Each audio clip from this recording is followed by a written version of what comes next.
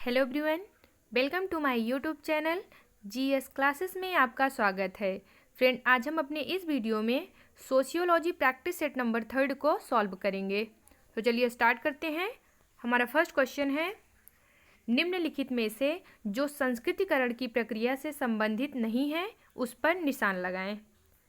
यह जाति समूहों से संबंधित है, यह सामाजिक गतिशीलता की ओर संकेत करता है। सी ऑप्शन है, यह एक से अधिक या इसके एक से अधिक आयाम है। ऑप्शन नंबर डी है, यह ऋतु जनन संबंधी परिवर्तन है। तो इसका राइट आंसर क्या होगा? Option number D.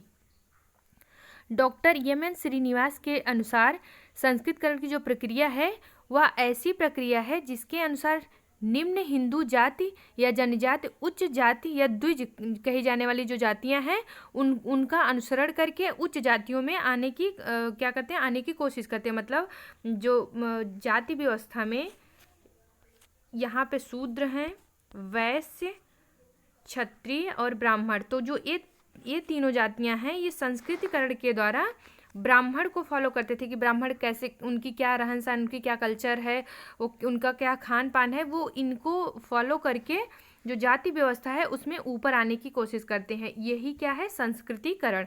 यह किसके द्वारा दिया गया था? तो डॉक्टर एम.एन. श्रीनिवास के द्वारा, डॉक्टर एम.एन. श्रीनिवास के द्वारा संस्कृतिकरण की प्रक्रिया की अवधारणा दी गई थी, जिसके द्वारा जो निम्न जातियां हैं वो उच्च जातियों के जो भी कल्चर है उसको फॉलो करके जाति व्यवस्था में अपने आप को ऊपर करने की कोशिश करते हैं। हमारा नेक्स्ट क्वेश्चन है, गलत कथन को चुनिए। भारत एक धर्मनिरपेक्ष राष्ट्र है। संस्कृतिकरण एक प्रक्रिया है।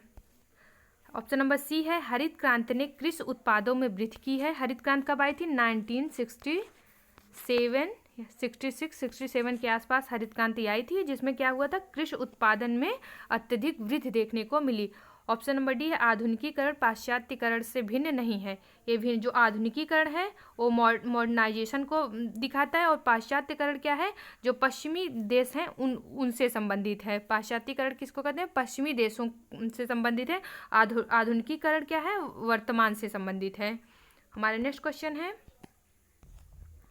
निम्नलिखित में से उस एक को चिन्हित करें जो ग्रामीण तथा नगर दोनों के पारस्परिक प्रभाव को व्यक्त करता हो। इसका राइट आंसर है ऑप्शन नंबर डी, ग्रामीण नगर सातत्य। ग्रामीण नगर सातत्य यह है जो ग्रामीण तथा नगर दोनों के पारस्परिक प्रभाव को व्यक्त करता है। हमारा अगला क्वेश्चन है, नगरवाद एक जीवन दर्शन है। नगरवाद एक जीवन दर्शन है की धारणा किसने प्रस्तुत की थी? इसका राइट आंसर है option number A, Louis worth. Chicago विचारधारा से संबंधित लुई वर्थ के अनुसार नगरवाद एक जीवन दर्शन है, यानी नगरवाद एक जीवन दर्शन है। इस धारणा किसके द्वारा दी गई थी? तो लुई वर्थ के द्वारा। हमारा नेक्स्ट क्वेश्चन है, भारतीय संविधान में पिछड़े वर्ग का क्या आधार है? इसका राइट आंसर है ऑप्शन नंबर डी, सामाजिक तथा शैक्षणिक पिछड़ापन। भारतीय संविधान में पिछड़े वर्ग के लिए सामाजिक व शैक्षणिक दृष्टि से पिछड़ेपन को आधार माना गया है। हमारा नेक्स्ट क्वेश्चन है,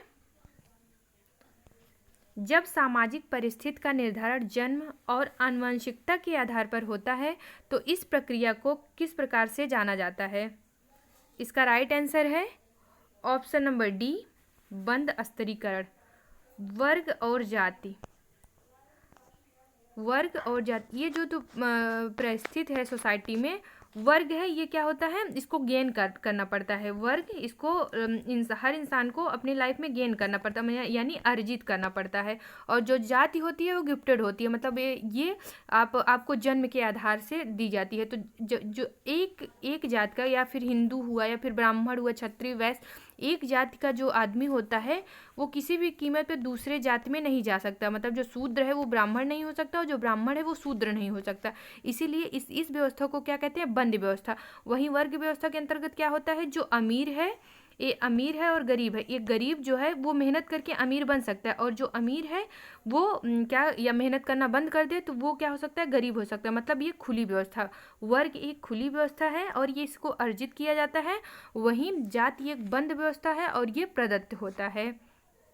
हमारा नेक्स्ट क्वेश्चन है, जाति व्यवस्था का आधार क्या है? जाति व्यवस्था का आधार क्या है? तो मैंने पिछले क्वेश्चन में ही डिस्कस कर चुकी हूँ कि जाति व्यवस्था का आधार जन्म है, और ये कैसी व्यवस्था है? एक बंद व्यवस्था है।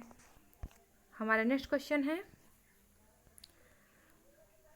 यह कथन किसका है? जब एक वर्ग कुछ दृढ़ता के साथ आनुवांशिक होता है तो हम उसे जाति कह सकते हैं। इसका राइट आंसर है ऑप्शन नंबर सी एच कूले। यह सी एच कूले का कथन है कि जब एक वर्ग कुछ दृढ़ता के साथ आनुवांशिक होता है तो हम उसे जाति कह सकते हैं। हमारा नेक्स्ट क्वेश्चन है, उस वर्ष को चिन्हित करें जिसमें समेकित ग्रामीण विकास कार्यक्रम को अमल में लाया गया था।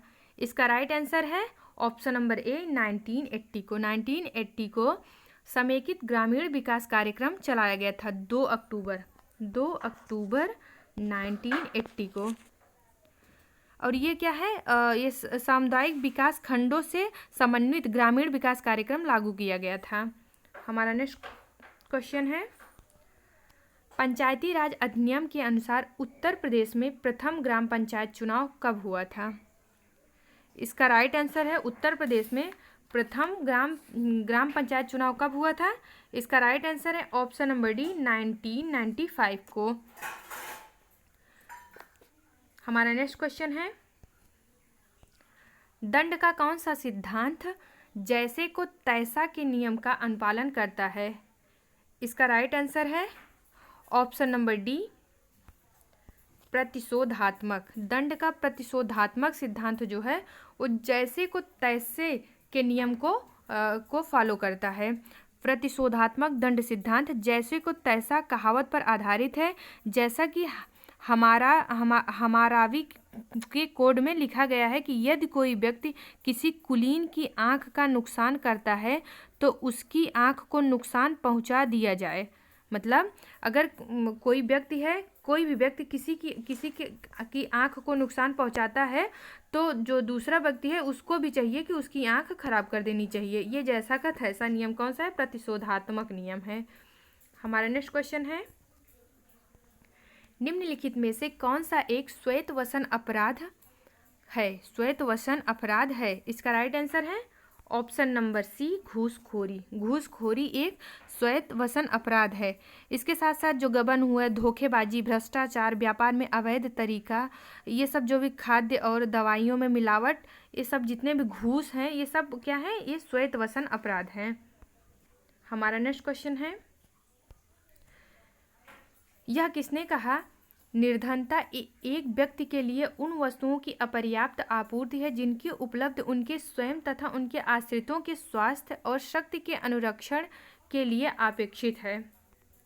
इसका राइट आंसर है ऑप्शन नंबर बी जे.जी. गोडार्ड। यह कथन किसका है? यह कथन जे.जी. गोडार्ड का है कि निर्धनता एक व्यक्ति के लिए उन वस्तुओं की अपर्याप्त आपूर्ति जिनकी उपलब्ध उनके स्वयं तथा उनके आश्रितों के स्वास्थ्य और शक्ति के अनुरक्षण के लिए अपेक्षित है। ये सारे क्वेश्चन किसी न किसी एग्जाम में पूछे गए हैं, इसलिए इसको ध्यान से पढ़िए कि कौन सा कोटेशन किसके द्वारा दिया गया था।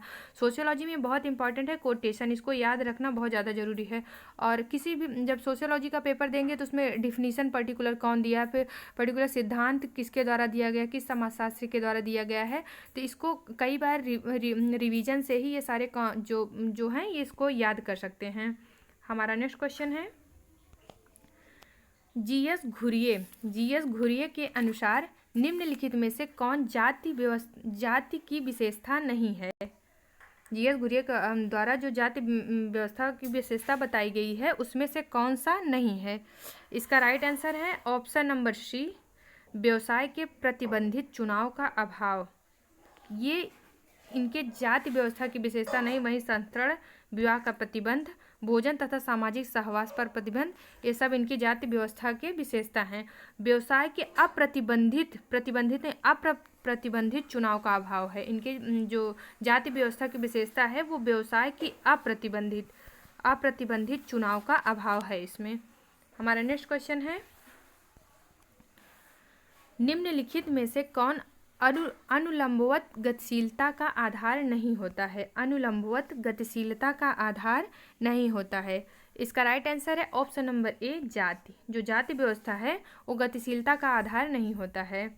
हमारा नेक्स्ट क्वेश्चन है, किसने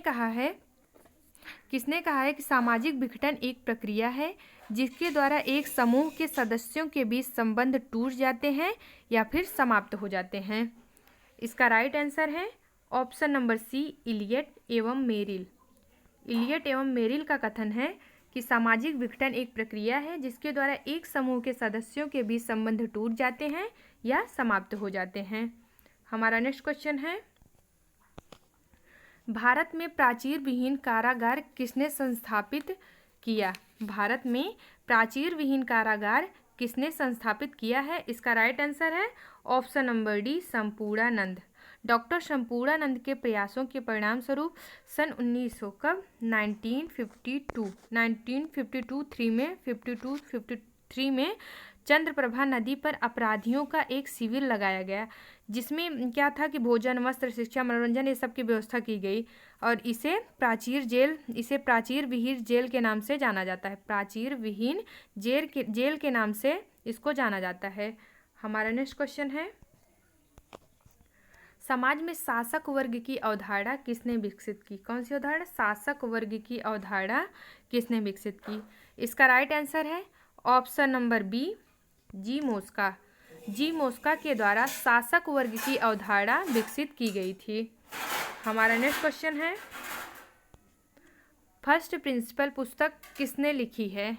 फर्स्ट प्रिंसिपल पुस्तक किसने लिखी है? इसका राइट आंसर है option number C Herbert Spencer.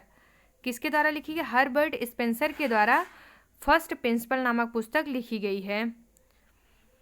और इसी के साथ फर्स्ट प्रिंसिपल हुआ, सोशल स्टैटिक्स हुआ और द स्टडी ऑफ सोशियोलॉजी, ये सारी पुस्तक जो है हर्बर्ट स्पेंसर के द्वारा ही लिखी गई हैं। कौन सी? फर्स्ट प्रिंसिपल, अगला है सोशल स्टैटिक्स, थर्ड है द स्टडी ऑफ सोशियोलॉजी। हमारा नेक्स्ट क्वेश्चन है, द ह्यूमन ग्रुप पुस्तक के लेखक कौन है? द ह्यूमन ग्रुप पुस्तक के लेखक कौन है? इसका राइट आंसर है option number D C Homans. The human group पुस्तक के लेखक सी होमांस है। फ्रेंड, अगर आपको हमारा वीडियो अच्छा लगा हो तो प्लीज़ हमारे वीडियो को लाइक करें और अगर आप हमारे चैनल पर नए हैं तो हमारे चैनल को सब्सक्राइब करें तथा बेल आइकन को ज़रूर प्रेस करें ताकि हमारे आने वाले सभी वीडियो का नोटिफिकेशन आपको सबसे पहले मिल सके। Thank you for watching my video. जय हिंद।